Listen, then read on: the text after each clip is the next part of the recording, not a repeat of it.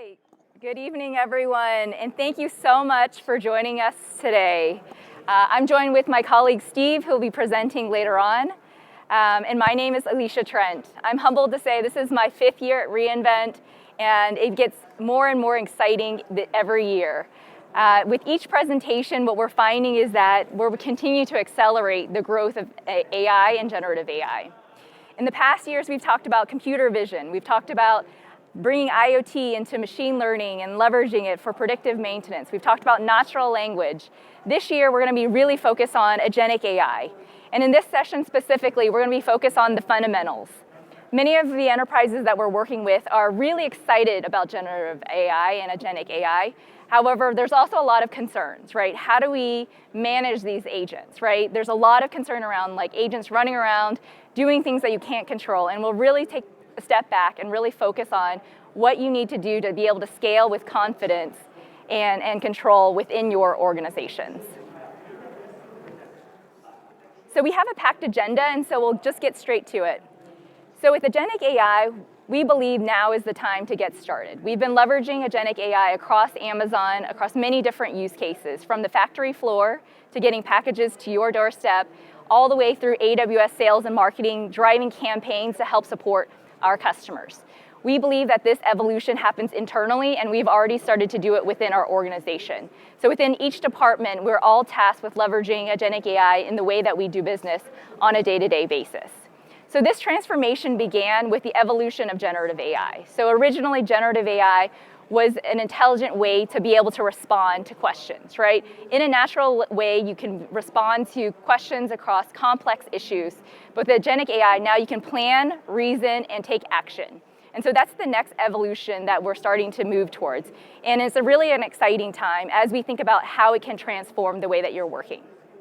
So in the past, agentic AI or generative AI would respond in a very simple way. Now you could take that and now become a very capable employee to be able to help perform tasks on your behalf. So with Gartner, we've partnered with them, and what we found is that customers are very excited about this. And by 2028, about a third of applications will be leveraging agentic AI. About 15% of work will also be done autonomously, leveraging generative AI. So those may be shocking, but the real push and the real trend behind this is to be able to move from a reactive to now a proactive way of working.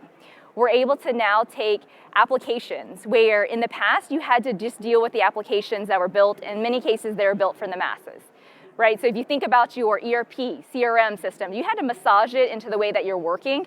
Now with the tools that we have today, you think about the way that you work.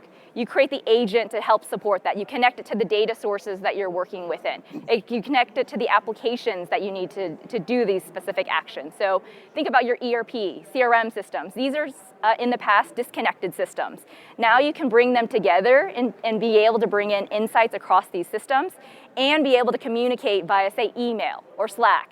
Again, these were previously disconnected systems, but now you're able to work seamlessly across each one to be able to start to accelerate the way you work. And so the reason why now is such a critical time as we think about this is that with agentic AI, what we're seeing is that it's in the last 5-6 months, we're seeing it double in capabilities every 6 months. Like in the past, it was a year, 2 years where you're really seeing this acceleration, but we believe that this will continue to double every 6 to 7 months as we move forward. The other area is price performance. So we're seeing 100x performance in mid-level tier capabilities. So in the past, you could perform intelligent AI for basic capabilities. Now we're seeing more and more complex activities where you can start to apply AI capabilities. And the last piece is that we believe that the maturity of the enterprise infrastructure is ready as well. My colleague Steve will talk more about the guardrails and controls that you can put in place to be able to help perform these actions on a day-to-day basis. So what does this mean? So now that you have these cool tools, what we're seeing is the evolution, where now you can change your operating modes, right? So in the past, you really had to be stuck with the applications you're working in. Now you can start to automate your redundant tasks. You're able to bring in data across many different systems and make more targeted responses. So think about bringing in SharePoint information on your desktop, as well as your structured databases across Snowflake, Databricks, et cetera, to bring together more insightful intelligence than you ever have before. Lastly, as we think about the evolution of this, it's being able to scale. Scale as you have seasonality, scale as you see demand. We just had Black Friday, Cyber Monday pass by, and we can leverage our agents to be able to help scale to that productivity as opposed to hiring new talent to help support this new increased workload. And the last area is personalization. So with these new agentic workflows, we can personalize them at the edge. So think about your employees. You can personalize responses for every employee, from an IT person to a legal person. You can personalize the responses and the tasks that they're able to do, as opposed to just leveraging tasks and tools that are built for the masses. So some real-world examples that we're starting to see across Amazon as we look across these new capabilities is one around customer service. So in the past, it's really been about chat assistance. Now we're seeing us be able to leverage agentic AI to fully automate the customer experience. So not only responding to questions, but being able to route these questions, being able to resolve and manage these questions from end to end without human intervention. The other area is around the way that we think about manufacturing. In many cases, these issues would come in, it would require multiple handoffs to be able to resolve them. Now we're handling about a third of these autonomously, leveraging agentic AI. The other areas around e-commerce. So now we're being able to bring in more data across the web, how our customers are interacting with our website, and being able to provide things like new pricing, new paid promotions based on the buying patterns that the customer is having. And in many cases, we're able to salvage customers who have left items in their cart and being able to convert those to potential opportunities in the future as well. So all of these, what we're showing is that we're able to scale leveraging agentic AI safely and confidently across an organization. And we have the tools to be able to help you be able to do that. So one thing that we thought through as we were thinking about this agentic AI journey is that if you think about your workday, think about all the applications that you touch, right? So for me to get here today and to create this presentation, it took me 7 different applications and tools to get here. Right, that include my email, Outlook, included Asana, where I have my projects managed, included Word, included Quip, which we use, included Slack, included Teams, included Zoom for me to record our meetings and record some of these demos here, but 7 different applications. And so what does that mean, right? If you think about your day-to-day, what does that mean? It means that the average worker has to switch between contexts and applications many different times in a day. And what that means is that the quality of responses are at a lower level. The amount of time it takes to be able to bring together information or respond to something, it's not optimized in the way that it could be. And so these are all ways that we believe that you can accelerate the way that you do work. And so that's why we've introduced Amazon Quick Suite. So Amazon Quick Suite is really built for the enterprise, connecting data sources, connecting enterprise applications, as well as different systems to help you do your job. So what I'm going to share next is a video in terms of this new application that we've just launched in October 9th, and we will then go into some details in terms of the capabilities to help scale across your organization. Introducing Amazon Quick Suite, a revolutionary solution that transforms how you work. Let's say you're a marketing manager conducting a competitive benchmarking analysis. Quick Suite can conduct comprehensive research across internal data sources and the public internet in minutes. It can also help you better understand your social media campaign data with an executive summary that includes performance metrics, detailed data analysis, and messaging adjustment recommendations. Quick Suite can also help with automating your notifications and even creating custom chat agents, such as a marketing onboarding assistant to ensure responses are highly relevant and specific to your team. Give your employees agentic AI superpowers with Amazon Quick Suite. So with Amazon Quick Suite, so just a number of different use cases that we're leveraging across our organization is, one, we're leveraging it across our customer service to be able to respond to customer queries and resolve those issues. We're leveraging it across our finance department to help with invoicing. So imagine in the past, in those days where you had to submit your expense report, you had to submit your tickets, your receipts, and information on your travels that you've done. We can automate all of those processes today, leveraging Amazon Quick Suite. In addition, we're leveraging it across several of our e-commerce sites to be able to help automate the way that they are doing business as well. So some exciting times with Amazon QuickSuite. I'd now like to introduce Steve to the floor. He'll start to talk about some critical foundations to be successful in this new world. Accessing data, security, governance, integrations, and scalability. Whether connecting to internal systems, third-party applications, or other agents or actions, we have the foundations to help you connect to enterprise scale and be ready to scale these applications. Great. Thank you, Alicia. Hey, everybody. Good afternoon. So excited to talk with you today a little bit about QuickSuite, how we set it up, how we configure QuickSuite, some of the governance that you can have in place around it, the security, the identity aspects of it, how do you connect your identities from your enterprise environment into QuickSuite. Talk about, again, guardrails and how you can implement different guardrails. And talk about the security behind the scenes within QuickSuite itself. So quick question though, is people familiar at all with QuickSuite yet? Have you tried it out? A few of you, a lot of you actually, awesome, that's great. Excellent, want to kind of jump into it, get you a little bit information about how we think about privacy. And so with QuickSuite, your data stays private. We never use your data for training our LLMs, for any kind of service improvement, for anything. AWS does not touch your data. Your data remains your data. It's private within your account. You control what you do with your data at all times. So we don't sell it to third parties. We don't give it to other parts of Amazon to analyze. It's all kept private in your environment, in your account. And we encrypt it everywhere, right? So we encrypt data at rest. We encrypt it, data in motion. We encrypt the network layer. We use AWS customer managed keys or AWS managed keys for encryption. So you have that option as well. And you have that flexibility to decide how you want to encrypt your data.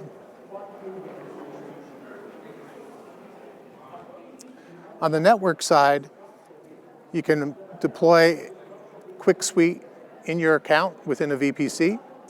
You can connect to other data sources, other AWS applications like Redshift or Athena or Lake Formation or S3 within your protected AWS environment, within your AWS accounts, within a VPC.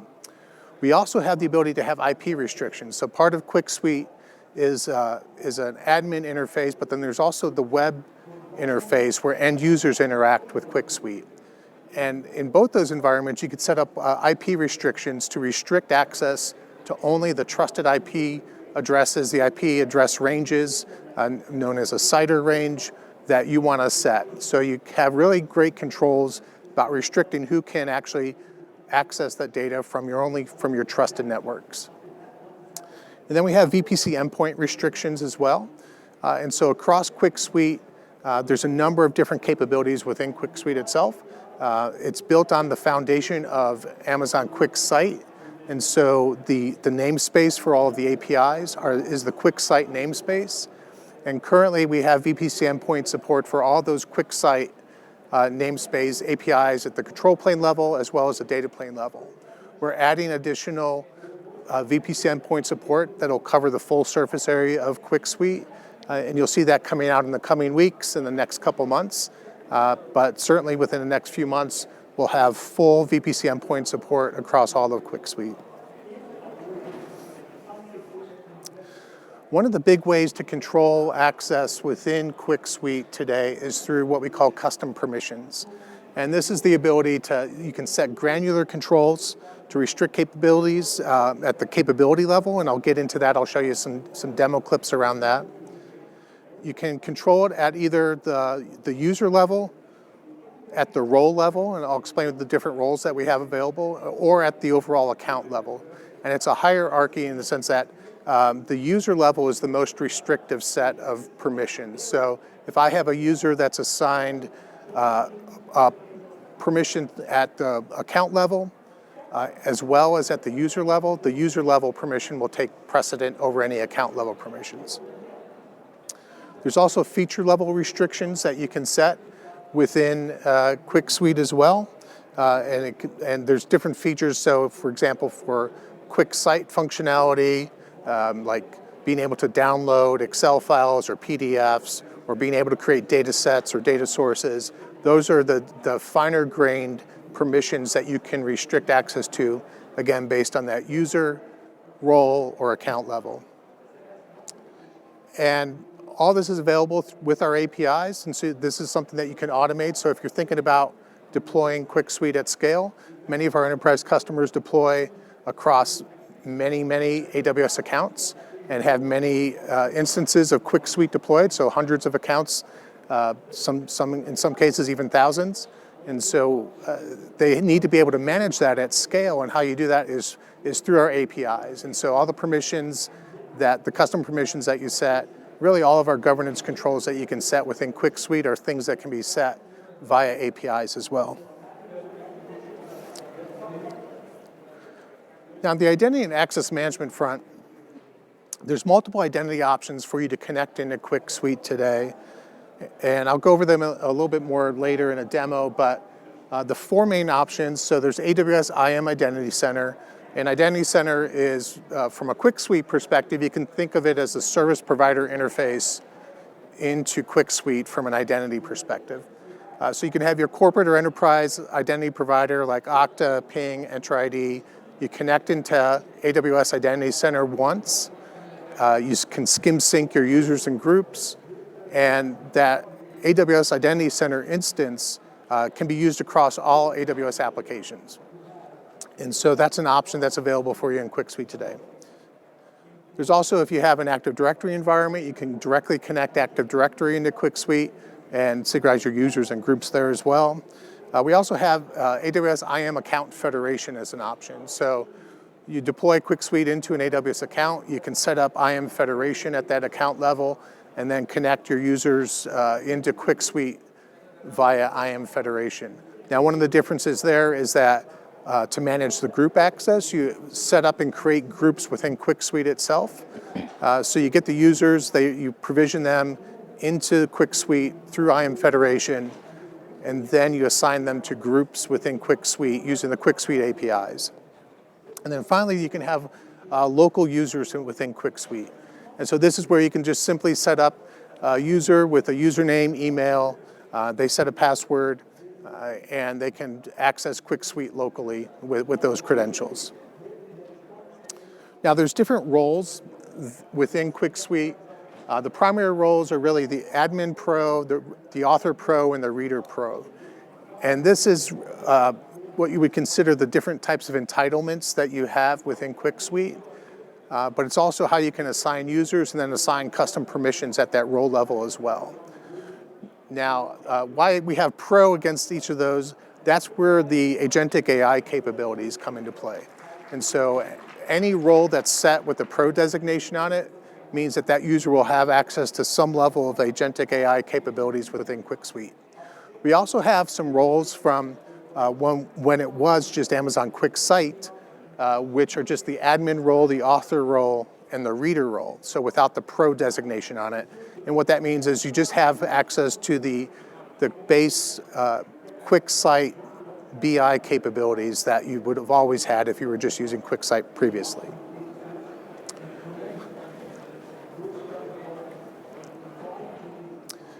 Then from a data governance perspective, fine-grained access control with row-level security, column-level security. You can audit all this information collectively within CloudTrail. What's great here is if you're creating a data set and you implementing row-level security in that data set, then when you create a dashboard from that data set, for example, when that user goes to view a dashboard, they're only seeing the data that they're allowed to see because you've set that fine-grained row-level security. So that dashboard's only going to present data that they're authorized to view.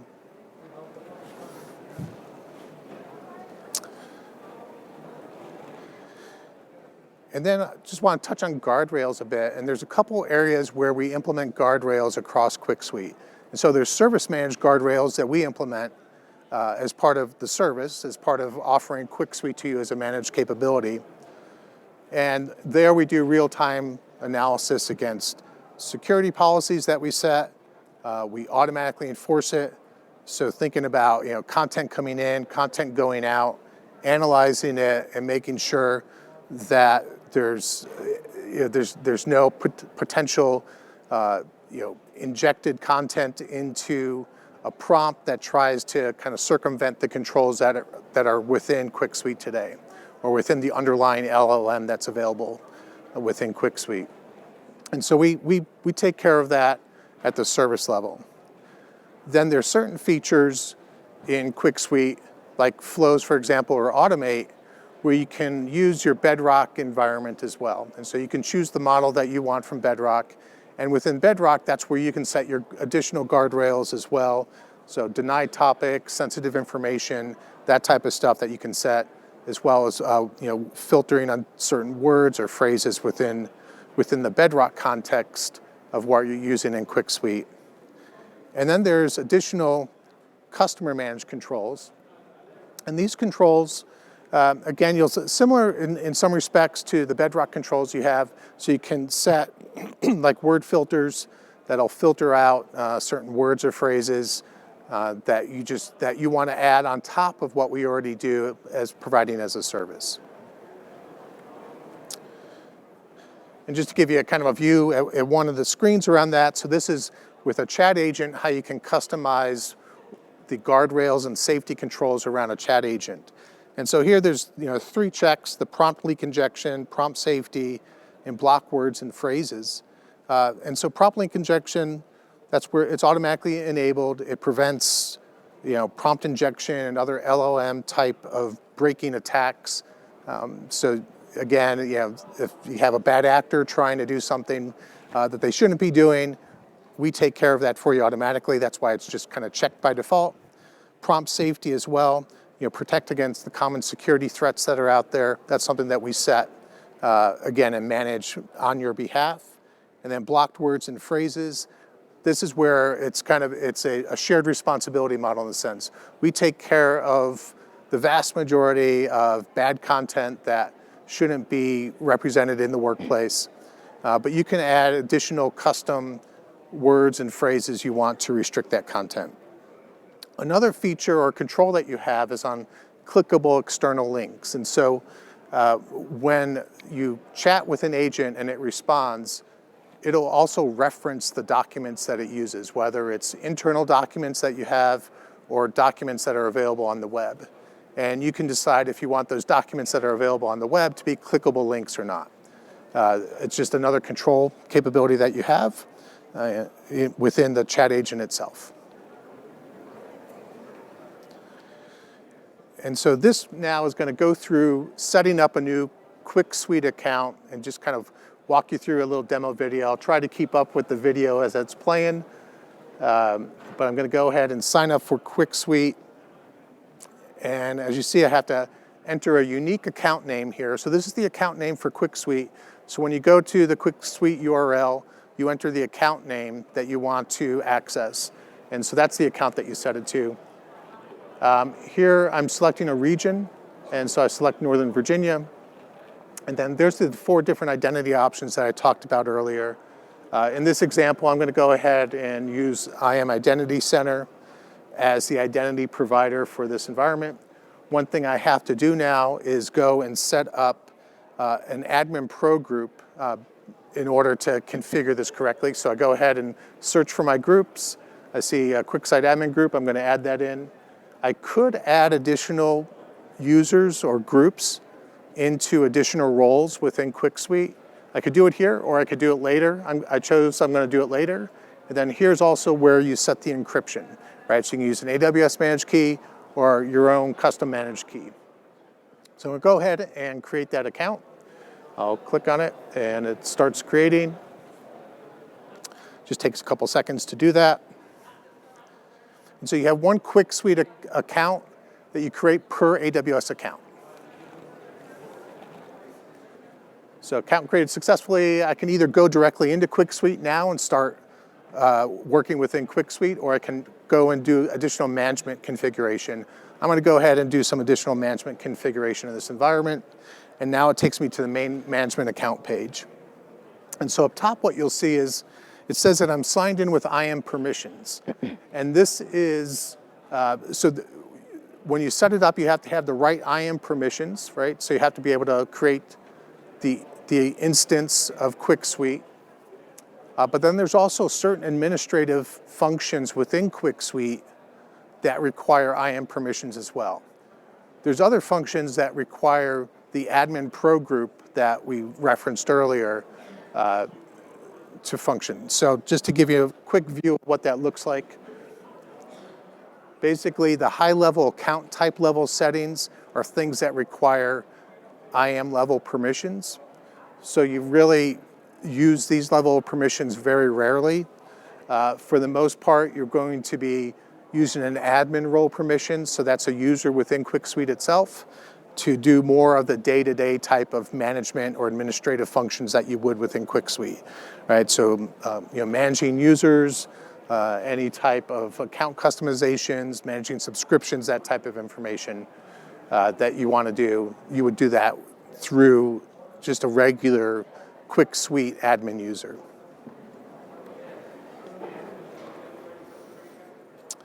Now I want to take you through some more of the account settings. So now I'm in the AWS Management Console. I'm going to go ahead and click on QuickSuite, log back into the account that I just created. And I'm going to talk first about some of the account settings that are in the top left. So you see account settings, manage assets, and Amazon Q. I'm showing this account settings once. You don't want to go there very often.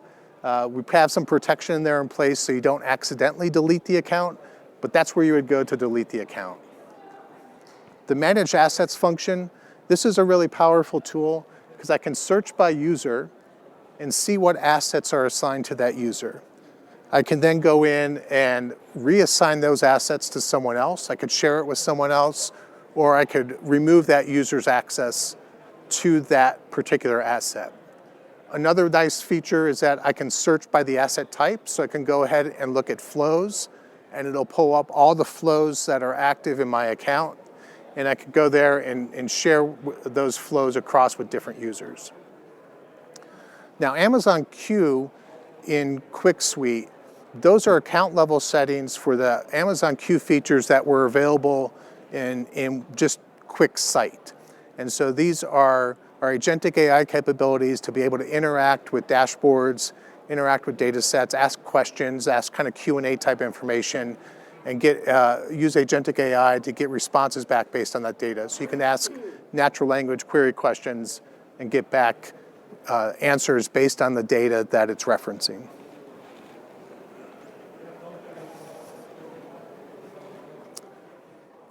Next one I want to walk you through is setting custom permissions. And so here you'll see, I clicked on Manage Positions. I have two profiles set, one the default, and it says account. And so I've set that default profile at the account level, meaning that any user in that account is going to have that default profile associated with them. But when you look at it, when I click in there, anything that's unchecked means that it's available. So the way permissions work is that you check it to restrict it. So if I wanted to restrict research or restrict analysis in QuickSight or restrict flows, I would check that box, and then the users that profile is assigned to would not be able to use those features.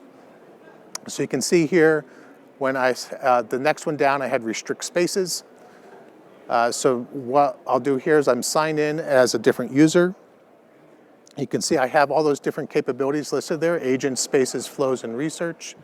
I can interact with spaces. I can create a space if I want, set it up. I can share that space. I can basically do anything I want in that space because I'm not restricted from using that right now.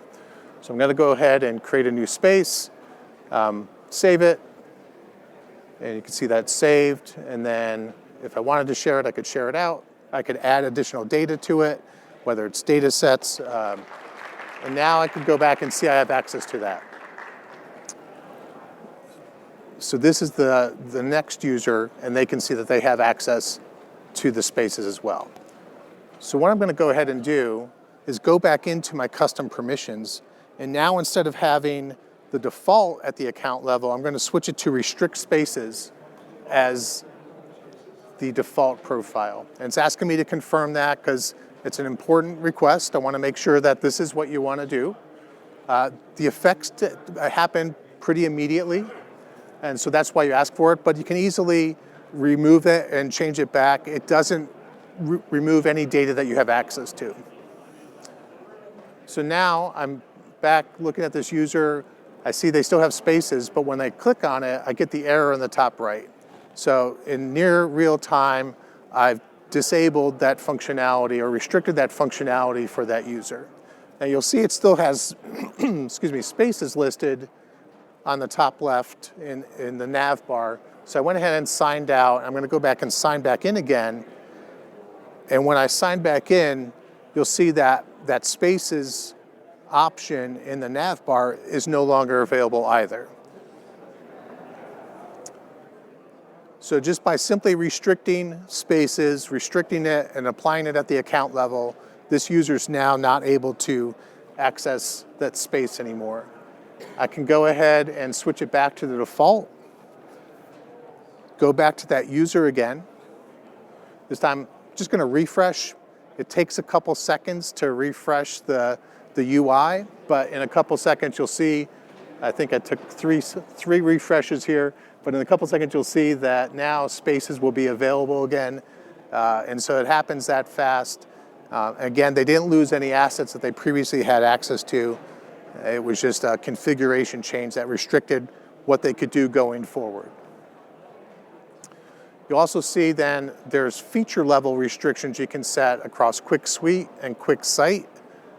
And it gets fairly granular. And you'll see as we add additional capabilities within Quick Suite, we'll be adding additional custom permissions so you can decide how you best want to roll Quick Suite out in your organization. Right? You may say, oh, I want research agent to be available to this group of users, and you can say, but they don't need anything else. Maybe they need chat, research agent, and then core BI capabilities. So you can go in and set a policy that restricts all the other capabilities except for those, assign those users to that new policy, and all they see is the research agent, chat, and any of the BI capabilities that you want to give them. As granular as well as so being able to, like I mentioned earlier, being able to export data. You can control if they're allowed to export data or not. Again, this is something that can be applied at the user level, at the role level, or at the account level. So this is one now, how do we do this at scale? So let's say we have, again, hundreds of accounts.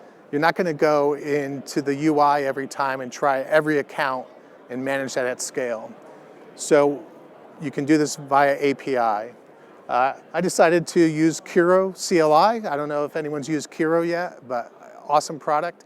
And I'm just going to ask Kiro to create a policy for me, set it up, restrict access, and then assign it to a user. So let's see how it does. So we can see I'm logged in as Daphne this time.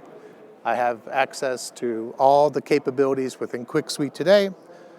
But I want to restrict some of Daphne's permissions. Right now you see there's the two profiles that I had previously set. I don't have any set at the account level yet.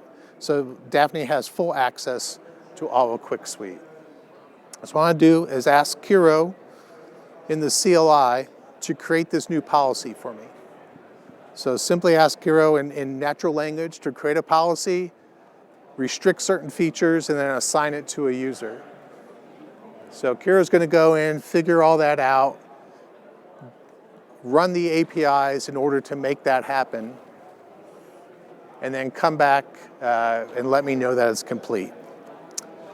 So there it's going through the process. You can see it's putting deny filters on things like flows and research, and it's showing that it has now successfully assigned that to the user Daphne. And I also created this profile called CLI_restrictions. So if I go ahead and refresh this page, I'll see that new profile set up. You'll see in the restricts, it shows agents, flows, research, and spaces. Those are the things that I asked it to restrict. And now I'm going to go ahead and sign Daphne out and back in again. And when I do that, we'll see what happens as far as the left nav goes.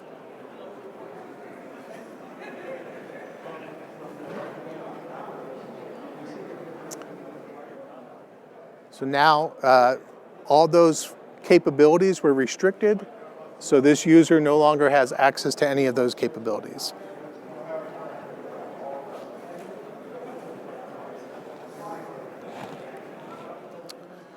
Another great feature, especially as you're rolling QuickSuite out, and how do you manage it at scale, and how do you know are users actually using it?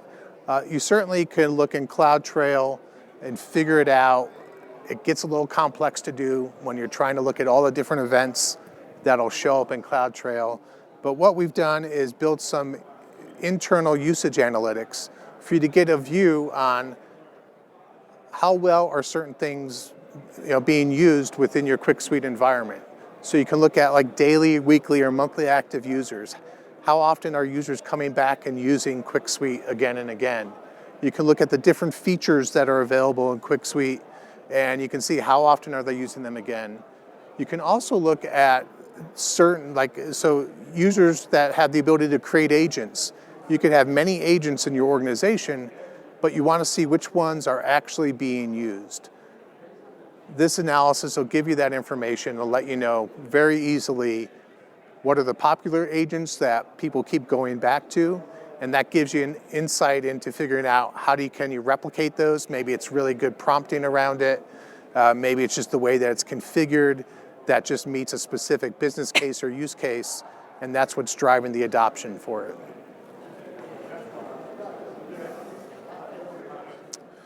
So as we kind of think about deploying QuickSuite at scale, we talked about streamlining user provisioning to reduce administrative overhead. And when I talked about those 4 different identity options earlier, things like using Identity Center allows you to use your corporate identity provider, sync users and groups into Identity Center, and make those users and groups available in QuickSuite. So a change in your upstream identity provider like Okta or Ping is immediately synchronized into Identity Center, which then immediately synchronizes back into QuickSuite. So what that means is that if you revoke a user from a group membership or add users to a group, that user gets propagated down all the way so they do have access to QuickSuite if that's what that group has access to. We have really strong governance capabilities through custom permissions that we just saw some demos on, but also, again, being able to manage at a really granular level who has access to the data. So we talked a little bit about row-level security, column-level security on data sets that are created with structured data. And this is from data that's created, whether it's an AWS application like Redshift or Athena or even S3, or if it's a third-party application like Snowflake, for example, or Databricks, you can still ingest that information, that data, as a data set, and you can assign row-level and column-level security to it. So you can get that fine-grained access control on that as well. And the other part within QuickSuite is, so that's what we call structured data, your database data that's well managed. Then you have what we call unstructured data or knowledge-based type data. So this is your SharePoint data. This could be just a bunch of PDF files or something that are uploaded to an S3 bucket. But you want to be able to manage access to those, right? So you want to ingest it because there's useful information about your organization that you want to be able to take and have QuickSuite reference and help provide answers against. But you also want to control access to that as well. And so you're able to ingest the ACLs with that information. So the responses that come back are only responses that user is authorized to see, right? So it looks and sees what that user has access to. It crafts a response based on that user's access, and it only presents the information that they're allowed to see. There's a scalable security architecture. We talked about, Again, the identity aspect of it, we talked about managing permissions via API, and all this, all the security controls you can implement through APIs, so you can scale this out across many accounts. And that's how you can do the lifecycle management as well, right? So you can script it, you can put it into your operational procedures, and so as users, as you give kind of permissions out for users to create their own QuickSuite account, you can immediately put custom permissions on the creation of that account, so they can only access the features that you want them to access. So you have this centralized governance capability, but you can also decentralize the ability for departments or teams to be able to spin up their own instance of QuickSuite, make their own connections, create their own dashboards, create their own agents, but you can still have that central governance over the top. So with that, I'm going to hand it back. Alicia, thank you. So we've talked quite a bit about how within Amazon we've built and managed this application. We have a number of customers that are presenting throughout reInvent. This morning we had 3M present in terms of how they've reimagined their sales and marketing organization, leveraging QuickSuite. Also earlier this morning we heard from AstraZeneca as well as BMW in terms of how they've scaled this across their organizations as well. Later this week, we'll hear from Jabil in terms of how they're creating their workflow automation step by step in terms of how they're reimagining, how they're doing work from a manufacturing perspective.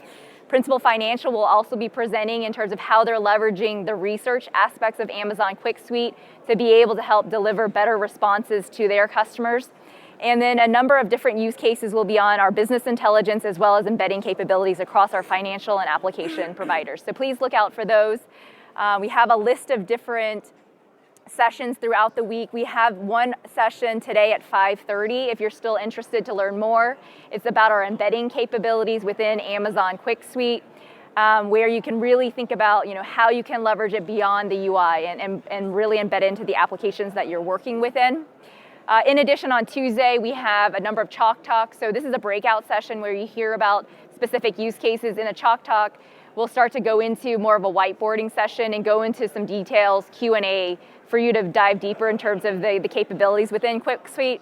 And then we also have workshops as well. So if you want hands-on keyboard, really be able to create these different flows, automations, agents, we have a number of different sessions that you can go to as well. So these are some other sessions on Wednesday and Thursday, but throughout this whole session, there are many different areas for you to be able to learn more about the session. In addition, we'll also be in the AWS Village. So we have a booth A9 through A10.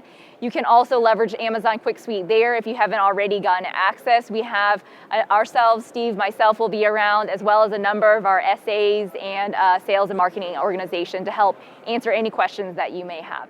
So thank you so much for your time. We're really excited for you to spend the last 45 minutes with us. I'm happy to answer any questions or follow-ups after this session, or please meet us in the booth to learn more. Thank you so much.